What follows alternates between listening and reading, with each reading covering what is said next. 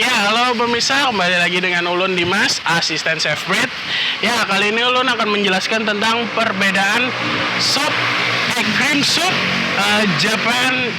Jepang sama cream soup Eropa.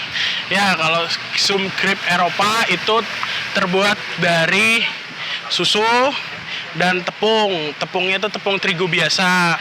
Nah, sedangkan kalau cream soup Jepang itu dia ditambah tepung tapioka.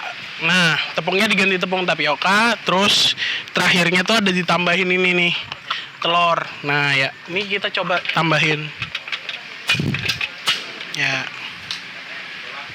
Ini sisa chef bread tadi.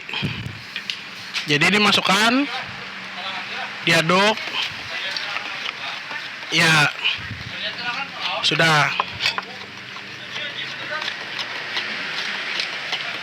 Ya, itu jadi. Nah, jadinya bedanya cuma di situ aja. Oke, sekian dulu dari saya. Sampai ketemu di episode berikutnya. Bye.